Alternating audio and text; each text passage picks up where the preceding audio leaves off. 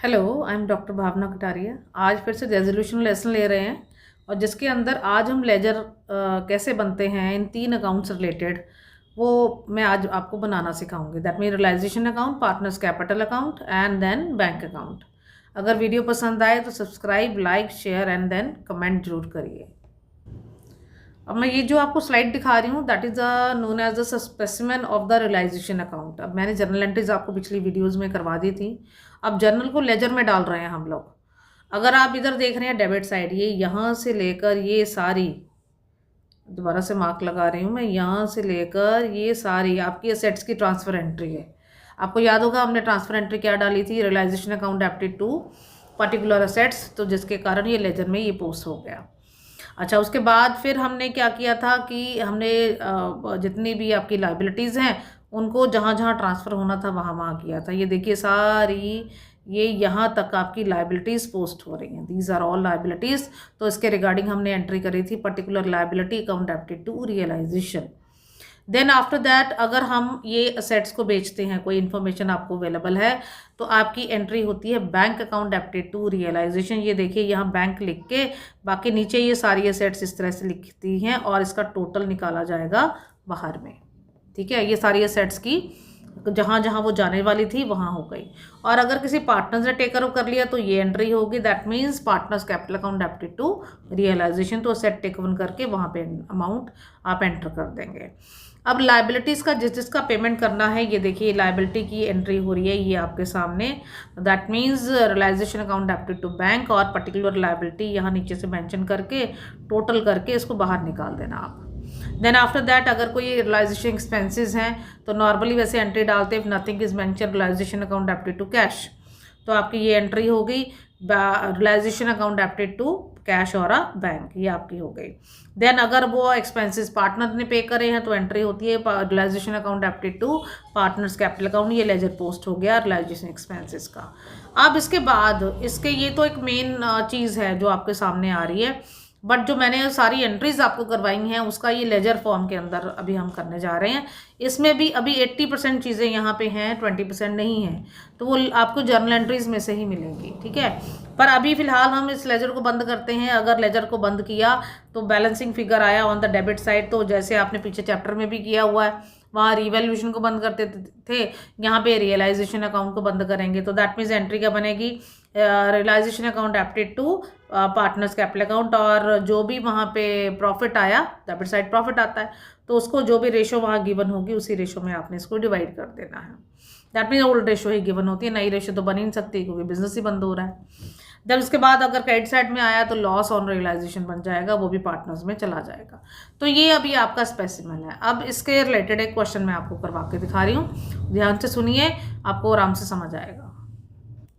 अभी देखिए आपके सामने मैं क्वेश्चन और आंसर दोनों शो कर रही हूँ और ये मैंने क्वेश्चन उठाया है सीबीएसई सैम्पल पेपर क्वेश्चन है आपका, दैट इज़ 2025 वाला, और यहाँ पे सिर्फ रियलाइजेशन अकाउंट पूछा जा रहा है, तो इसीलिए हम उसी से रिलेटेड मैं ये लेजर अकाउंट बनाने जा रही हूँ। ठीक है, तो ये आपके सामने क्वेश्चन है जो आपके लेफ्ट हैंड साइड में है और आंसर गिवन है आपके राइट हैंड साइड के अंदर।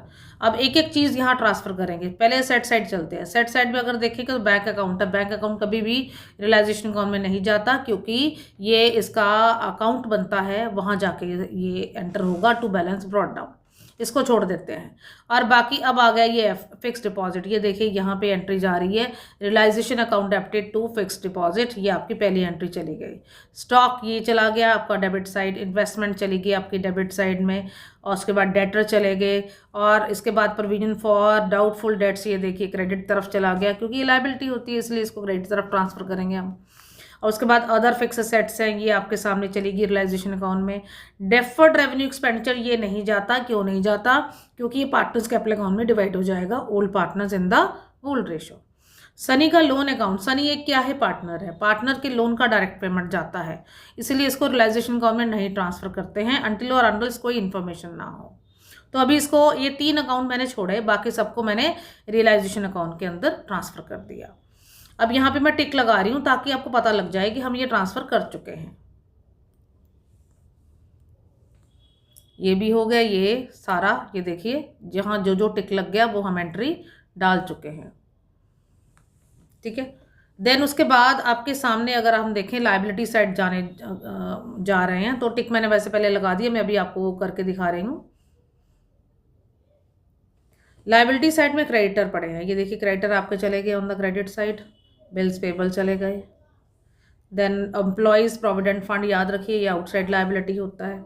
मिसेज सनीज लोन, मिसेज का मतलब है उसकी वाइफ है, वाइफ एक आउटसाइड लाइबिलिटी है, तो इसीलिए इसको भी हमने यहाँ पे ट्रांसफर करना है। इन्वेस्टमेंट फ्लक्चुएशन फंड, किसी भी इन्वेस्टमेंट से रिलेटेड अगर कोई फंड पड़ा है या कोई एसेट से रिलेटेड फंड पड़ा है तो वो दोनों ही रियलाइजेशन अकाउंट में जाती हैं, ये हमारी प्रोविजन है। ये देखिए ये भी चला गया, ठीक है। अब बचा ये बॉबी का लोन, ये आपके पार्टनर का लोन है। ये देखिए पार्टनर्स के लोन को हमने डायरेक्ट डील करना है, बाकी इन्फॉर्मेशन नीचे पढ़ के हम देखेंगे। उसके बाद पार्टनर्स कैपिटल अकाउंट हमने नहीं ट्रांसफर करने यहाँ पे, ना तो बॉबी का लोन ट्रांसफर किया। ये दो लाइबिलिटीज को छोड़ के बाकी सारी लाइबिलिटीज को हमने ट्रांसफर कर दिया रियलाइजेशन अकाउंट की क्रेडिट साइड के अंदर। अच्छा चलिए अब मैं टिक लगा देती हूँ आपके सामने, ये आपके सामने टिक लग रहे हैं, ये देखिए ये भी चला गया। दैट मीन्स एसेट और लाइबिलिटी जहाँ जहाँ जाने वाली थी वो हमने भेज दी। चलिए अब चलते हैं नीचे, इन्फॉर्मेशन क्या है। Sunny promise to pay off Mrs Sunny's loan. Mrs Sunny का लोन कितने का था, ये देखिए 55,000 का था, तो सनी ने प्रॉमिस किया कि वो पे कर देगा, तो इसकी एंट्री होती है realisation account debited to Sunny's capital. तो ये सनी के कैपिटल अकाउंट में ये देखिए लोन के टेक ओवर की एंट्री जा रही है 55,000 की। तो जर्नल एंट्री दिमाग में लगाइए और लेजर पोस्ट कर दीजिए। चलिए अच्छा अब इसको मैं टिक लगा रही हूँ क्योंकि ये हमारा हो चुका है, ये टिक लग गया, ठीक है। देन आफ्टर दैट हमारे पास आता है Bobby took away the stock of 20% eight a discount and 80% of the investment at 10% discount. अब यहाँ कैलकुलेशन करनी होगी हमें, इस चैप्टर में और कुछ नहीं, थोड़ा सा कैलकुलेशन पार्ट जो है वो आपको देखना पड़ेगा। अब यहाँ पे स्टॉक की वैल्यू कितनी थी, पहले तो ये देखेंगे 86,000, 86,000 का अब हम करेंगे 20%, ये आपका आ जाएगा 17200 कैलकुलेशन के बाद, ठीक है। अब 86,000 में से ये 17200 माइनस कर देंगे क्योंकि ये डिस्काउंट देना है ना स्टॉक की वैल्यू में से, तो ये आ जाएगा 68,800, राइट। ये तो हमने स्टॉक की वैल्यूएशन करी। अब चलते हैं इन्वेस्टमेंट की। अगर इन्वेस्टमेंट देखें तो उसने हमें क्या बोला है, ये 80% ऑफ इन्वेस्टमेंट एट 10% डिस्काउंट, तो इन्वेस्टमेंट की वैल्यू थी 1,04,000, उसका हम करते हैं पहले 80%, तो उसकी वैल्यू आ जाएगी 83200। 83200 मल्टीप्लाई बाय इसका अब हम करेंगे 10% डिस्काउंट देना है हमने, तो दैट मीन्स ये आ जाएगी 8320। इसका माइनस करेंगे, इन दोनों का माइनस ले लेना, माइनस करने के बाद जो आपकी अमाउंट आएगी वो आ जाएगी 74,880। अब इसको दैट मीन 6880 और प्लस 74,880 को करोगे तो ये नज़र आ जाएगा 143,680। तो इसके साथ आपकी एंट्री पड़ जाएगी Bobby's capital account debited to realisation. अब मैं इसका लेजर पोस्ट बताती हूँ आपको, ये देखिए ये रहा इसका लेजर पोस्ट, ये देखिए बाय बॉबीज कैपिटल और अमाउंट कितनी आ गई 143,680, ठीक है। तो इसको भी टिक लगाते हैं अब हम, ये हमारा एंट्री हो गई। चलिए अब आगे बढ़ते हैं, यानी कि हमने दो इंफॉर्मेशन अभी सॉल्व कर ली, अब हम तीसरी पे जा रहे हैं। तीसरी क्या कहती है, Dharam a debtor 60,000 had to pay amount due for 2 months after the date of dissolution and he is allowed that is 9% per annum for making the immediate payment. That means उसको 9% का डिस्काउंट है, तो इसीलिए इसका भी कैलकुलेशन करेंगे। कैसे होगा, 60,000 मल्टीप्लाई बाय 9/100 मल्टीप्लाई बाय 2/12, ये आपकी अमाउंट आ जाएगी 900। तो 60,000 में से 900 माइनस कर देंगे तो ये आ जाएगा 59,100। अब इसको कौन इसकी पेमेंट मतलब डेटर की कौन टेक ओवर कर रहा है, दैट इज धर्म। तो इसकी एंट्री बन जाएगी आपकी, नाउ धर्म एक डेटर है तो दैट मीन्स हमने उससे पेमेंट लेना था, तो हमारी एंट्री इस केस में क्या बनेगी, bank account debited to realisation, right. तो ये देखिए अभी एंट्री बनने जा रही है आपकी, ये लेजर में डाल के दिखा रही हूँ। ये देखिए बाय बैंक लिखा, डेटर की अमाउंट एंटर हो गई, ये 176100 पर ये अमाउंट कैसे आई अब आपको नोटिस करना। अब ये देखिए, इसको समझने के लिए क्या करना है आपने, ये देखिए 147,177,000 ये आपकी अमाउंट थी, जिसमें से 60,000 का तो आपने हैंडल कर लिया, -100 डिस्काउंट करके आपका आ गया कितना, 59,900, राइट। अब रिमेनिंग कितना बचा, that is 117,000, am I right. तो अब इन दोनों का टोटल करेंगे, ये आपकी कैश में ही रियलाइजेशन होगी, इन दोनों का टोटल किया तो ये आ जाएगा 1,76,100, ये आपकी अमाउंट यहाँ पे एंटर हो गई। क्या ये मेरे ख्याल से क्लियर हो चुका होगा। तो इसको ही हम डील कर रहे हैं, ये देखिए, ठीक है। ये आपका छोटा सा वर्किंग नोट मैंने तैयार कर दिया, एक स्ट्रक्चर के साथ तैयार कर दिया, तो ताकि आपको प्रॉब्लम ना आए। चलिए अब आगे बढ़ रहे हैं। नाउ द नेक्स्ट हम ले रहे हैं, that is creditor. Creditor was paid 1,75,000 in full settlement of there claim. तो ठीक है, पेमेंट दे रही है, ये देखिए टू बैंक करके क्रेडिटर की अमाउंट चलेगी 1,75,000। चलिए इसको भी टिक कर दिया। देन आफ्टर दैट हमारे पास आ रहा है 90% of other fixed assets realised 1,98,000। तो 1,98,000 के साथ जितनी भी फिक्स सेट्स थी उनका रियलाइजेशन हो रहा है। अब ये देखिए अदर फिक्स सेट्स की रियलाइजेशन कर रहे हैं, that mean other fixed sets कौन सी हैं, ये वाली 3,80,000। अब इसका भी एक छोटा सा स्ट्रक्चर तैयार करेंगे, अपने आपके माइंड में होना चाहिए ये जैसे आपको समझाने के लिए कर रही हूँ। दैट मीन इसको दो पार्ट में डिवाइड करेंगे, एक 90% और एक आएगा 10%। तो 3,80,000 का अगर हमने 90% किया तो ये आ जाता है जी 3,42,000, राइट। तो 90% है, बट इसकी रियलाइजेशन कितने में हो रही है, दैट इज ऑफ 1,98,000 में। तो हम इसकी इसी वैल्यू को कंसिडर करेंगे, इसका प्रॉफिट और लॉस हमने नहीं कंसिडर करना। अब इसका 10% कितना हो गया, 38,000, और remaining were realised at a discount of कितना, दैट इज ऑफ, अब इसका वो कहता है कि 15% करो, 15% अगर हमने कर रहे हैं तो ये आता है 5,700। तो इन दोनों का आप गैप ले लेना, 38,000 माइनस 5,700, क्योंकि डिस्काउंट देना है ना, तो आपकी अमाउंट आ जाएगी 32,300, राइट।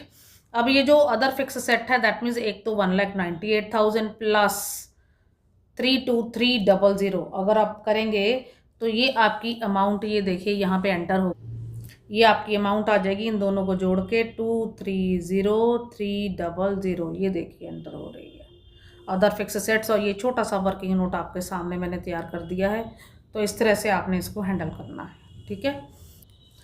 चलिए अब मैं यहाँ पे टिक लगा रही हूँ ताकि प्रॉब्लम ना आए आपको। ये भी हमारा हैंडल हो गया, दैट मीन्स हमने ई पार्ट को भी हैंडल कर लिया है। अब हम चल रहे हैं एफ पार्ट को। Balance of the investment were sold at 75% of the value. तो जैसे जैसे बोलता वैसे वैसे करते जाइए।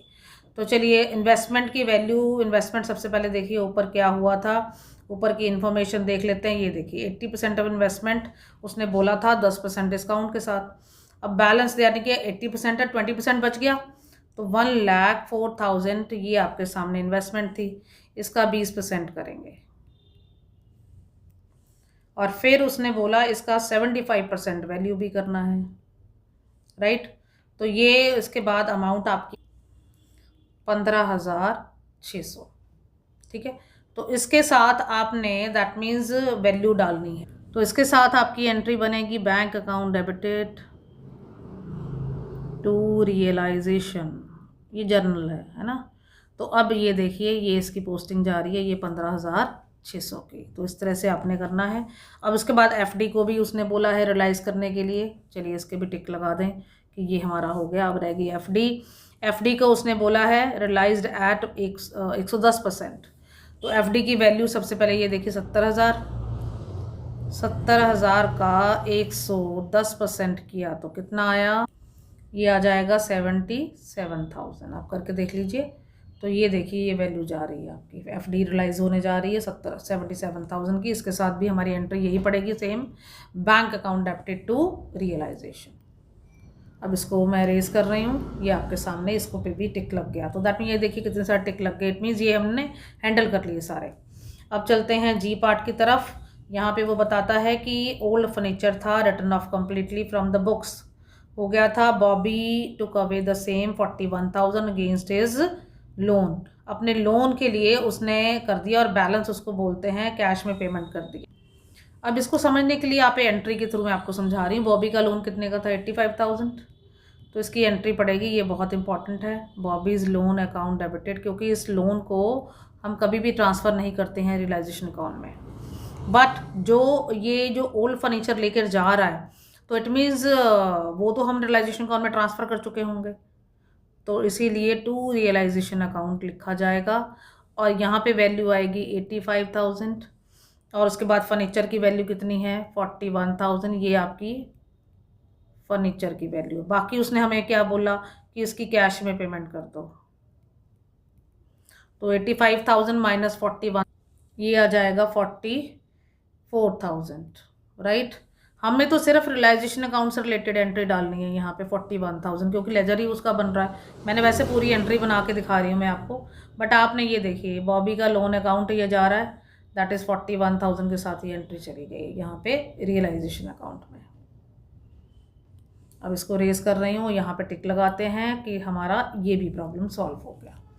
चलिए आगे बढ़ रहे हैं। नाउ उसके बाद उसने बोला है रियलाइजेशन के एक्सपेंसेस आ रहे हैं 20,000 के, paid by Sunny and Bobby equally on the behalf of the firm. कोई बात नहीं, दोनों ने पे करे हैं तो दोनों के अकाउंट में डाल देते हैं। ये देखिए इसकी एंट्री क्या बनेगी? Realisation account debited to Sunny's capital to Bobby's capital, और अमाउंट 10,000 इनके अकाउंट में ट्रांसफ़र कर दिया। ठीक है। अच्छा, एक बार हमें ये सेट्स को चेक करना होगा कि क्या वो रियलाइज़ हो गई हैं। अगर नहीं हुई हैं तो इनमें से जो टेंजिबल असेट्स हैं वो हमें बेचनी पड़ेंगी। अब ये देखिए एक बार फटाफट क्रॉस चेक करते हैं। देखो एफडी की एंट्री जा चुकी है, ये देखिए स्टॉक हमारा रियलाइज़ हो चुका है। स्टॉक हमारे पास लेट मी चेक इट, ये स्टॉक ये आपके सामने वो लेकर गया था बॉबी, ये स्टॉक की एंट्री होगी। इन्वेस्टमेंट की वैल्यू जा चुकी है, डेटर भी रियलाइज़ हो चुके हैं। डेटर के लिए हमारे पास है ये इन्फॉर्मेशन। अदर फिक्स असेट्स भी रियलाइज़ हो चुकी हैं, ये रही। देन बस और तो कुछ नहीं है, इसलिए सब कुछ यहाँ पे बिक चुका है। और पेमेंट एक बार चेक करते हैं कि क्या सबकी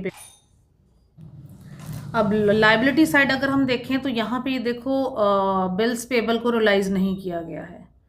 बिल्स पेबल रह गया हमारा, एक एम्प्लॉयज़ प्रोविडेंट फंड रह गया, तो दैट मीन्स इसको हमने अपने आप पेमेंट करनी है।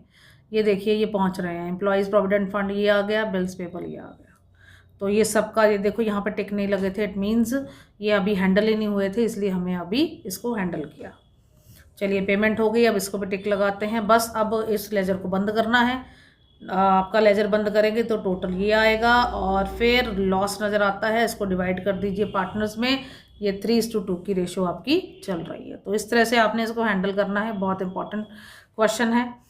अच्छा, अब इसके बाद हम लेंगे तीनों लेजर अकाउंट हमारे कैसे बनेंगे, तो उसको सीखना है आपने। यस बच्चे, आज हम कर रहे हैं realisation account, partners capital account और बैलेंस शीट। एक ही क्वेश्चन में अगर पूछे जाएँ तो वो कैसे बनते हैं। ये आपके लेफ्ट हैंड साइड के अंदर आपके क्या पड़ा है क्वेश्चन, और उसके साथ ही मैंने आपको आंसर भी शो कर रही हूँ। मैं इसको समझाऊंगी ये कर कैसे रहा है। ये देखिए सबसे पहले आपका हम असेट साइड हैंडल करते हैं। तो असेट है आपकी, सबसे पहले पड़ी है cash at bank, that is 9500।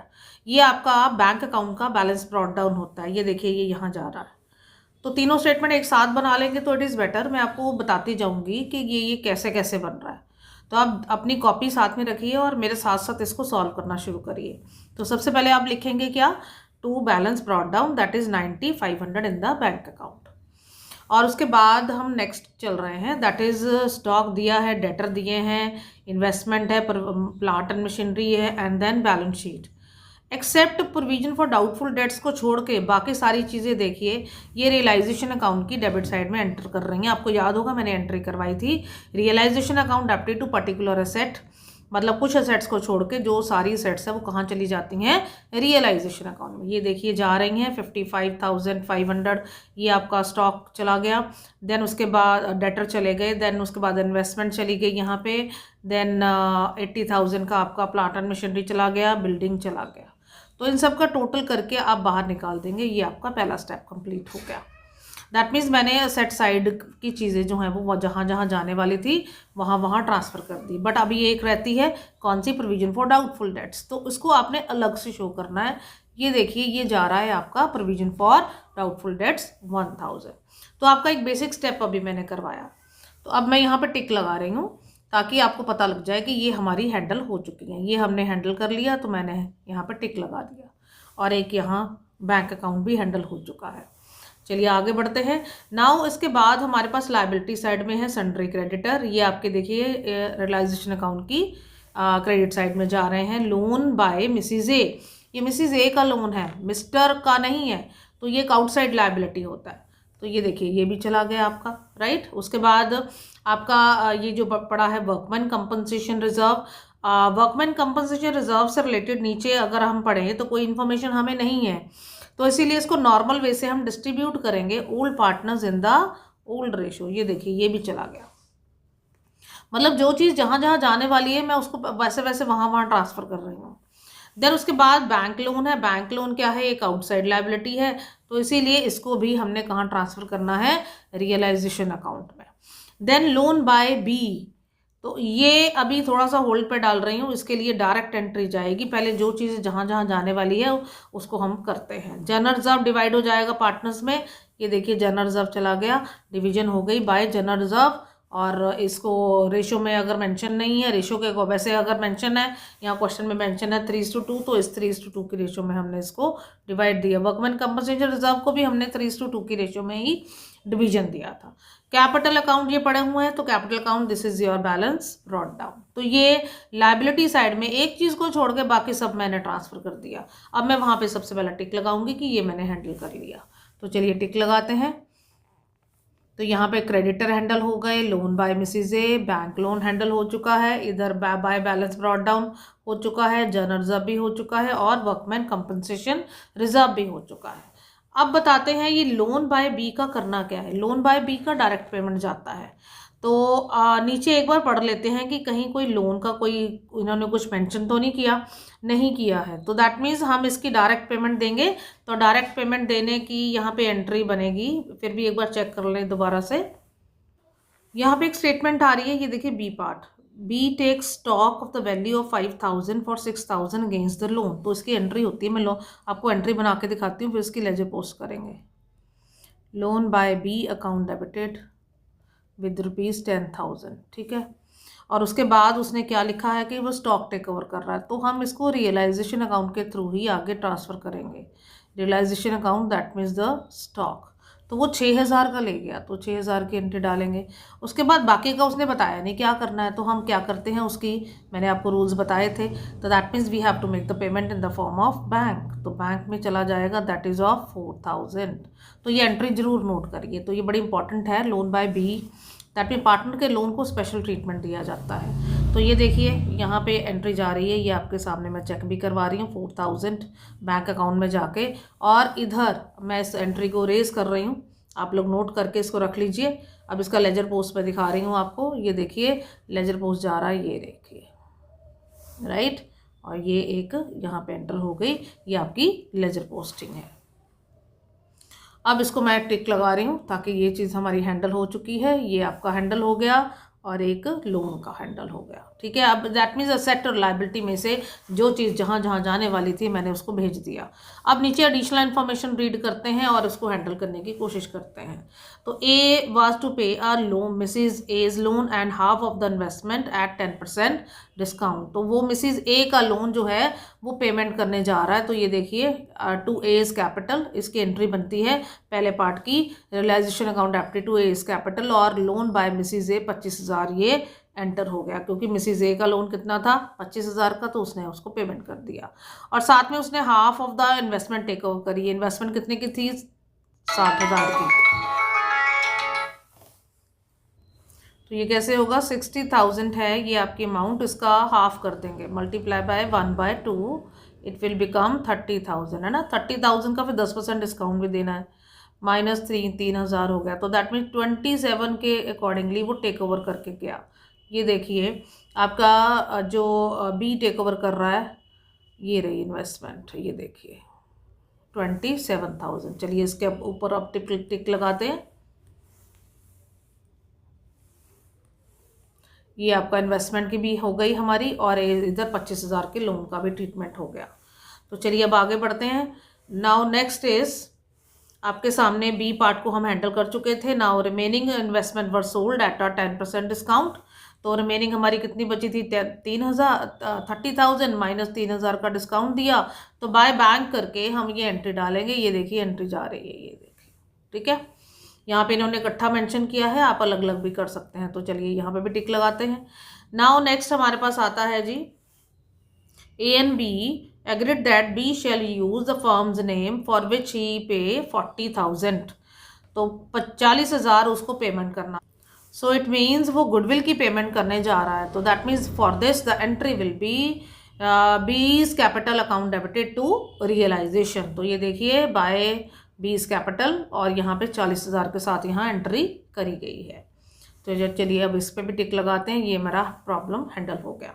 Now next is, plant and machinery बेची जा रही है 38,900 और बिल्डिंग बेची जा रही है 1,20,000 की। तो ये कि 38,900 और बिल्डिंग कितने की हो गई?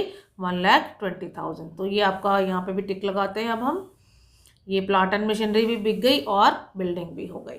देन उसके बाद हमारे पास डाटा आ रहा है, there was a car in the firm which was return of in the from the book. मतलब खत्म कर दिया था, बट अब उसको ए टेक ओवर कर रहा है 23,400 में। तो ठीक है, इसकी एंट्री बनती थी हमारी as capital account debited to realisation. तो ए के कैपिटल अकाउंट में ये कार चली जाएगी 23,400 की। चलिए इस पर भी टिक लगाते हैं, ये लग गया। नाउ उसके बाद हमारे पास आता है, creditor were paid 90% in settlement of their dues. That mean 90,000 का पेमेंट कर 90% का पेमेंट किया है। 1,05,000 मल्टीप्लाई बाय 90% आप कर लीजिए। तो दैट मीन्स आपने उसका पेमेंट कर दिया। ये देखिए 94,500, ये आपका टू बैंक करके आपका पेमेंट चला गया। चलिए अब इस पर भी टिक लगाते हैं। एक क्रेडिटर का भी प्रॉब्लम सॉल्व हो गया हमारा। नाउ नेक्स्ट हमारे पास आता है, एक्सपेंसेस ऑफ द डिसोल्यूशन वर 1,700। तो इसकी एंट्री होती है रियलाइजेशन टू बैंक। तो चलिए ये देखिए एक्सपेंसेस का भी पेमेंट हो गया, ये 1,500 का, दैट इज ऑफ 1,700। तो चलिए इस पर भी टिक लगाते हैं। अब हमें देखना है कि कौन सी लायबिलिटी का पेमेंट नहीं हुआ है। तो अब ये अगर आप देखेंगे तो सन्ड्री क्रेडिटर यहाँ पे ये देखिए ये जा चुके हैं। लोन बाय मिसिज ए ये भी हो चुका है, ये देखिए। देन बैंक लोन नहीं कहीं उसकी एंट्री हुई थी, तो ये आपने खुद करनी है। तो दैट मीन्स इसकी एंट्री होगी realisation account debited to bank, और लोन का पेमेंट ये देखिए ये खुद कर रहा है अपनी तरफ से 50,000 की एंट्री ये खुद डाली जाएगी। ये अंडरस्टूड होता है, ये प्रोविजन के अंदर आता है। तो बाकी की पेमेंट हो चुकी है हमारी, यानी कि अब ये देखिए मैं यहाँ पे भी टिक लगा रही हूँ क्योंकि पहले टिक नहीं लगा था, ये लग गया। तो दैट मीन्स 50,000 इसका भी हैंडल हो गया। अब देखते हैं यहाँ कौन सी ऐसी सेट है जो नहीं बिकी है, तो उसको देखते हैं। यहाँ पे देखिए स्टॉक जो है, यहाँ पे देखो स्टॉक को मार्क नहीं किया गया है। तो दैट मीन्स स्टॉक एक ऐसी चीज़ है जिसको अभी हमने खुद बेचना है। तो यहाँ पे हमने इसके टिक लगाते हैं। अब इसकी एंट्री बनेगी bank account debited to realisation. तो यार में स्टॉक भी हो गया, और डेटर के रिगार्डिंग कोई इन्फॉर्मेशन नहीं थी। तो दैट मीन्स उसको भी हमें पेमेंट देना पड़ेगा। तो 55,500 के रिगार्डिंग हम उसको पेमेंट देंगे। तो एंट्री क्या बनेगी? दैट मीन्स हमने उससे पेमेंट लेना है, हम यही मानेंगे कि वो पेमेंट दे रहा है। तो bank account debited to realisation, तो आपकी एंट्री हो जाएगी 55,500 के अकॉर्डिंगली। अभी देखिए सब जगह पे टिक लग गया आपका रियलाइजेशन अकाउंट में। अगर आप देख रहे हैं तो मैंने हर जगह पे टिक लगा दिया है। अब सिर्फ प्रॉफिट और लॉस कैलकुलेट करना है। तो ये आपका टोटल आता है 54,388,800, जिसमें बैलेंसिंग फिगर ये बचेगी, और ये आपका प्रॉफिट ऑन रियलाइजेशन होगा। It will be divided among the partners in the profit sharing ratio, that is 3:2। तो ये डिवाइड हो गया। अब चलते हैं, रियलाइजेशन अकाउंट हमारा बंद हो चुका है। अब पार्टनर्स कैपिटल अकाउंट के अंदर एंट्री डालने की कोशिश कर रहे हैं। ये देखिए जहाँ जहाँ आपने यहाँ पे रियलाइजेशन अकाउंट में 2A लिखा, तो ये आपके यहाँ पे भी जाएगा। देखिए 25,000 की एंट्री ये जा रही है 2 बाय रियलाइजेशन करके, और डेबिट साइड में और कुछ नहीं है। हाँ, एक रियलाइजेशन अकाउंट के जो प्रॉफिट है वो उसकी एंट्री जाएगी। ये देखिए ये चली गई, ये आपकी जा रही है इधर बाय करके। दैट मीन उसका 2 और इधर इसका बाय होता जाएगा। अब इधर भी देखते हैं, ये देखिए 2 एक और नज़र आता है, दैट इज़ 27,000, ये चला गया। देन उसके बाद लोन बाय बी ये नहीं जाएगा। देन उसके बाद हमारे पास है और बाय बीज कैपिटल ये जाएगा 40,000, ये देखिए। देन कार टेक ओवर हुई है, ये देखिए, ये आपका चला गया। तो इस तरह से आपने इसको मतलब क्रॉस करके इसकी लेजर पोस्ट करनी है, जैसे हम नॉर्मल वे से करते हैं। चलिए इसके ऊपर भी टिक लगाते हैं। दैट मीन्स हमारी यहाँ पे एंट्री सारी हो गई। अब इसको बंद करना है तो जैसे नॉर्मल वे से बंद करते हैं, बट पीछे जब चैप्टर्स में हम बंद करते थे तो वहाँ पे लिखते थे to balance carried down, but यहाँ पे नहीं लिखना है। यहाँ पे आप लिखेंगे क्या, टू बैंक। ये याद रखना है आपने, टू बैंक करके इसको क्लोज कर देना है। दैट मीन्स इनका पेमेंट कर रहे हैं हम। अब ये हमेशा बैंक में ही जाएगा, और ये बैंक में जाएगा तो इट मीन्स ये बैंक अकाउंट को भी अफेक्ट करेगा।